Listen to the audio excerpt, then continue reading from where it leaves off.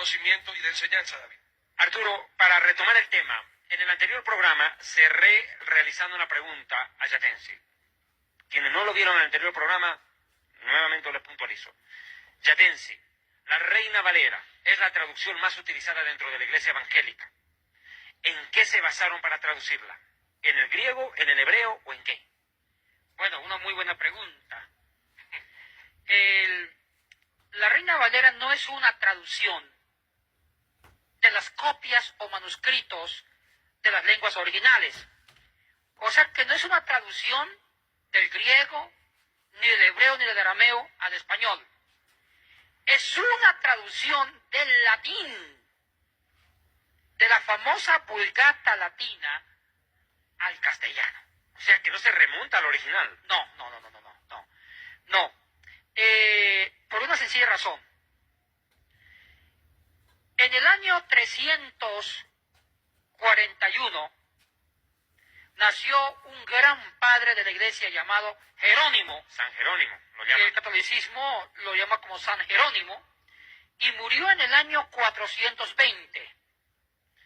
Este hombre, un hombre íntegro, un gran monje, un gran cristiano, tuvo en su corazón irse a Belén, a un retiro a Belén en Tierra Santa, y quiso traducir la Biblia, que estaba en unos manuscritos que ya no se conservan, unos manuscritos en hebreo, Antiguo Testamento, arameo, y griego, Nuevo Testamento, traducirlo a la única lengua que era la lengua sagrada a finales del siglo IV, el latín. Habría dejado de ser el hebreo. Bueno, ya el hebreo en los tiempos de Cristo ya no se hablaba.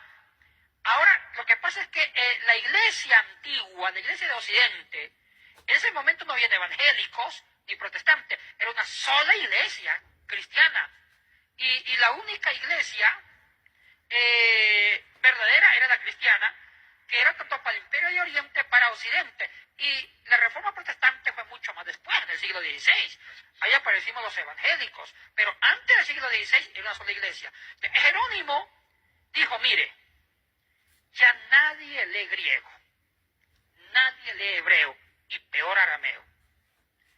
Ahora no sabemos qué dice la palabra de Dios o qué es las escrituras antiguas. Es hora. Y la lengua que se usaba era la lengua oficial de toda la cristiandad de Occidente, de la Europa occidental, era el latín.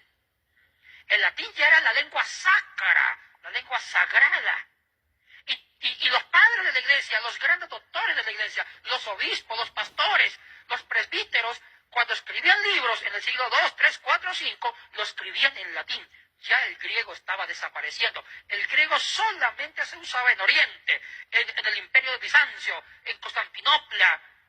Entonces dijo Jerónimo, ya los manuscritos en griego y en hebreo, esas copias están desapareciendo. Traduzcamos esas copias de lenguas originales al latín. Y a finales del siglo IV, San Jerónimo tradujo todas las escrituras, griego, hebreo, arameo, al latín.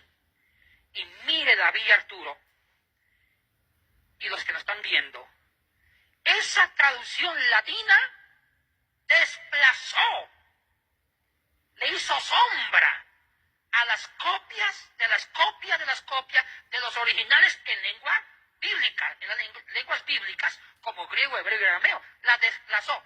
Y a partir de esa traducción, la iglesia empezó a traducir a otras lenguas vernáculas, lenguas que siglos después se llamó el inglés, el castellano, etcétera, etcétera. Lo traducen del latín a esas lenguas. Y la versión latina de las escrituras era la versión leída por los sacerdotes.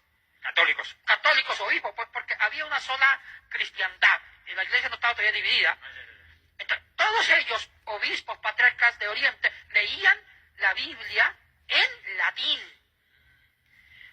Y ya ninguno quería estudiar griego y hebreo, si ya estaba la Biblia en latín.